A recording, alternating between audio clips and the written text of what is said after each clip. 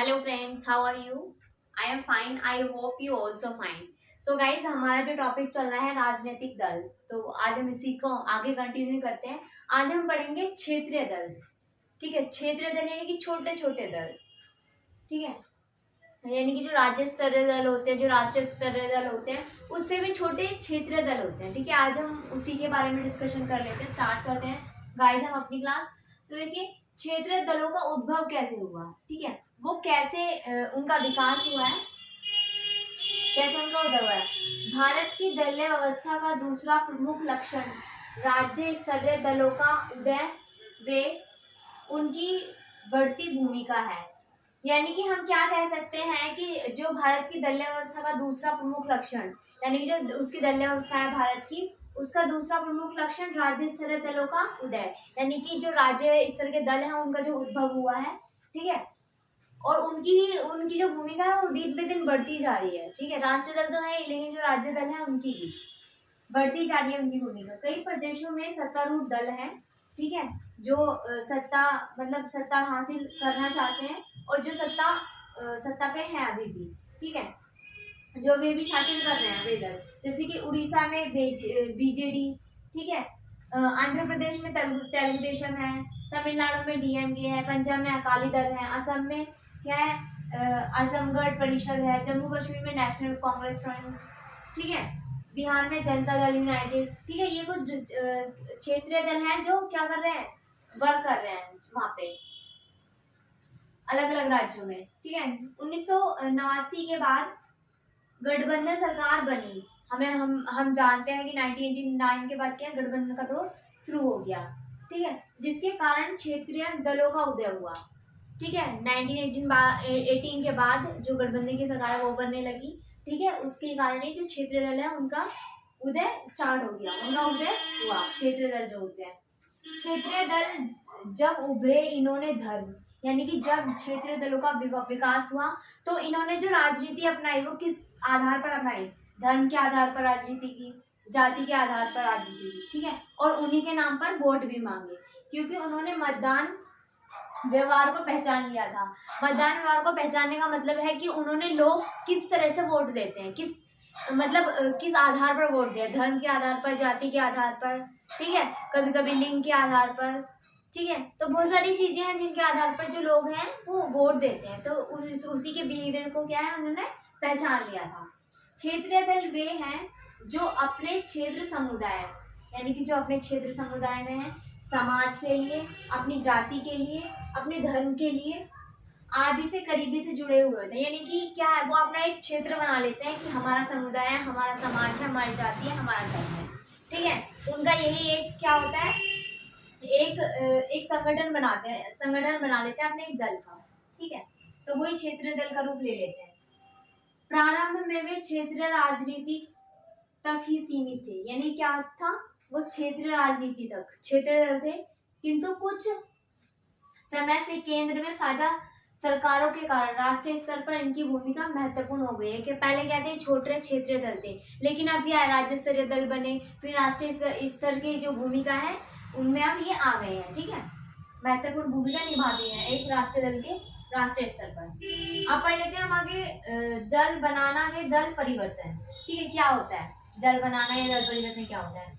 दल बदल निरोधक कानून 1985, ठीक है, जो बनाया गया था। क्यों बनाया गया था, हम आगे पढ़ लेते हैं। भारत में दल बनाना, दल परिवर्तन, विलय, बिखराव आदि राजनीतिक दलों की कार्यशैली की महत्वपूर्ण रूप है। यानी कि जो राजनीतिक दल है उनमें क्या होता है, दल भी बनाए जाते हैं, दलों में मतलब परिवर्तन भी होता है। कोई भी है वो एक पार्टी को छोड़कर दूसरी पार्टी में चला जाता है, तो उससे क्या होता है, बिखराव हो जाता है समाज में भी और उस दल में भी। ठीक है, सत्ता की लालसा, यानी कि सत्ता को पाने के लिए, भौतिक वस्तुओं की लालसा, यानी कि क्या, शासन को पाने के लिए, और कुछ चीजें होती हैं कि हमें ये मिलेगा ये मिलेगा। ठीक है, उसकी जो भौतिक वस्तु होती है उनकी लालसा के लिए कारण राजनीति के अपना दल छोड़कर दूसरे दलों में शामिल हो जाते हैं। ठीक है, क्या करते हैं, एक पार्टी को छोड़ के दूसरी पार्टी में शामिल हो जाते हैं। ठीक है, या नया दल बना लेते हैं, ये होता है दल बदल का, ये होता है दल बदल। ठीक है, इसी को रोकने के लिए क्या हुआ, दल बदल निरोधक कानून बनाया गया। Okay wait guys.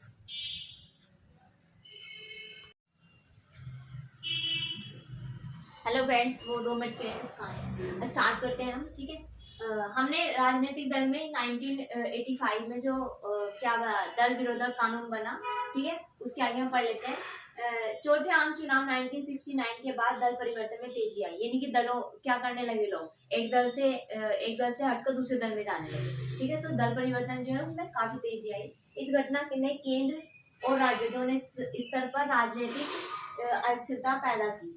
अब क्या होगा भाई, समाज में लोकतंत्र में हमारे अगर जो पार्टियां हैं वो एक दल को छोड़कर दूसरे दल में जाने लगी, चाहे रीजन कुछ भी रहा हो, ठीक है, तो उससे क्या होगा, राजनीति अस्थिरता पैदा हो जाती है और विघटन को बढ़ावा मिलता है, ठीक है, दल टूट जाते हैं। क्या हुआ, विघटन को बढ़ावा मिला, ठीक है। उस टाइम पे तो अतः 2 जनता दल बन गए, एक दल से टूटकर कई दल बन जाते हैं। 2 जनता दल बन गए, 2 तेलुगु देशम पार्टियां बन गई, 2 DMK बन गई, 2 साम्यवादी दल बन गई, तीन तीन अकाली दल बन गए, 3 मुस्लिम लीग बन गई। तो क्या हुआ, ये जो दल है उनका जब विघटन हुआ, ठीक है, तो उसी के कारण क्या बन गई, ये अलग अलग पार्टियां बन गई, एक पार्टी से ही अलग होकर विघटन होकर। भारत की राजनीति में कोई भी दल स्थायी नहीं है। हाँ, हम कह सकते हैं कोई भी दल स्थायी नहीं है। क्यों नहीं है, क्योंकि क्या होता है कि लोग अपने आर्थिक स्वार्थ के कारण या फिर किसी दबाव में या फिर किसी लालच के कारण क्या होता है, वो एक दल को छोड़कर दूसरे दल में चले जाते हैं, या तो वो नई पार्टी बना लेते हैं। एक दल के टूटने से अनेक दल बनते हैं, या तो वो नई पार्टी बना लेंगे, अपनी एक नई पार्टी बनाएंगे, अपना एक नया दल, या फिर क्या करेंगे, एक दल को छोड़कर दूसरे दल में चले जाएंगे, ठीक है। आगे हम पढ़ लेते हैं प्रभावशाली विपक्ष का अभाव, ठीक है। विपक्ष की भी लोकतंत्र में एक बहुत बड़ी भूमिका है, ठीक है, राजनीतिक दलों में पढ़ लेते हैं। भारत में प्रचलित संसदीय लोकतंत्र की सफलता के लिए, यानी कि एक लोकतंत्र को अच्छी तरह से चलाने के लिए, ठीक है, सफलता के लिए प्रभावशाली विपक्ष अत्यंत आवश्यक है। क्या है भाई कि लोकतंत्र में अगर अच्छे से सरकार को चलाना है, अच्छे से देश को चलाना है, अच्छे से शासन को चलाना है, तो उसके लिए क्या होगा, विपक्ष की जो भूमिका है वो बहुत जरूरी है। क्यों जरूरी है, विपक्ष क्या करता है, एक जिसकी बहुमत से सरकार बनी है वो पार्टी होगी, ठीक है, वो दल होगा, और दूसरा विपक्षी दल होगा, ठीक है। विपक्ष की दल क्या करता है कि वो जो शासन कर रही है सरकार, जो काम कर रही है, उसमें जो मतलब उसकी जो कमियां हैं, उसके जो मतलब नीतियां गलत हैं, उनको क्या करेगा, उसको देख रेख करेगा कि ये चीजें ठीक से चल रही है या नहीं गई। विपक्ष इस कार्य को करता है। आगे कर लेते हैं। यह सत्तारूढ़ दल की निरंकुश शासन, यानी कि जो दल बना हुआ है, जो पार्टी बनी है, जो सरकार बनी है, वो अपने तरीके से मनमाने ढंग से शासन को ना चलाए, ठीक है, निरंकुश शासन की प्रवृत्ति पर रोक लगाता है, ये कहा गया है। और वैकल्पिक सरकार देता है। वैकल्पिक सरकार का मतलब ये है कि चुनने का अधिकार देता है, किंतु पिछले 50 वर्षों में कुछ अवसर को छोड़कर देखा जाए तो पता लगता है कि देश में सशक्त, प्रभावशाली व जागरूक विपक्ष का अभाव है। हम जानते हैं कि विपक्ष क्या करता है। विपक्ष का मेनली कार्य यही होना चाहिए कि जो सरकार बनी है वो अपने मनमाने ढंग से कार्य ना करे, जनता के लिए कार्य करे, ठीक है, और अच्छे से कार्य करे, विकास के कार्य। लेकिन अभी हम कुछ 50 ईयर से देख रहे हैं, 50 साल में कुछ अवसर को छोड़कर, यानी कि 50 साल तक तो ठीक था, लेकिन उसके बाद क्या हुआ, देखा गया है कि देश में सशक्त, यानी कि मजबूत, प्रभावशाली जागरूक विपक्ष का अभाव हो गया है, ठीक है। विपक्ष का कार्य मेन तो मैंने सब बता ही दिया है क्या होता है, लेकिन अब क्या उसमें कमी आ गई है। क्यों कमी आई है, विपक्षी दलों में एकता का अभाव है। हाँ भाई है, क्योंकि उसमें क्या है, विपक्षी दल बन जाते हैं, उसमें लोग अपने स्वार्थ के लिए कार्य करते रहते हैं बस। राष्ट्र निर्माण तथा राजनीतिक क्रियाओं में सृजनात्मक भूमिका निभाने में असफल रही है। यानी कि जो राष्ट्र देश का निर्माण है, देश का विकास है, और राजनीतिक क्रियाएं जितनी भी हैं, ठीक है, उसमें अपनी प्रतिक्रिया भूमिका निभाने में असफल रहा है विपक्षी दल, ठीक है।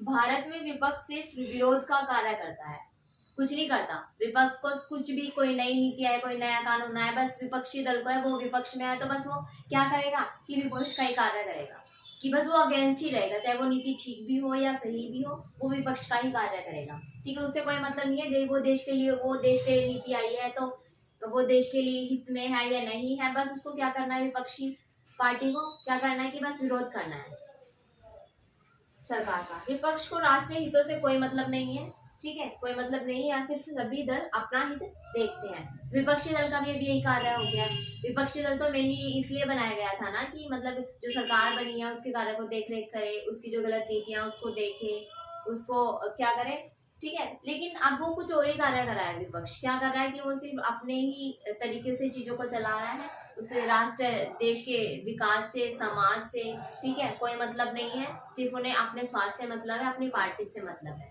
ठीक है। कि कोई भी कानून आएगा तो कोई भी चीजें, कोई भी कानून आए या फिर कोई भी नीति आए तो उसको हमें बस विरोध करना है, चाहे वो सरकार सही कानून बना रही है या गलत कानून बना रही है, बस वो विरोध में खड़ा है क्योंकि वो विपक्षी है, ठीक है।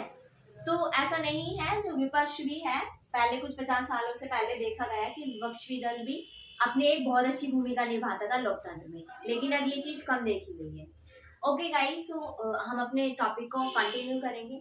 Thank you.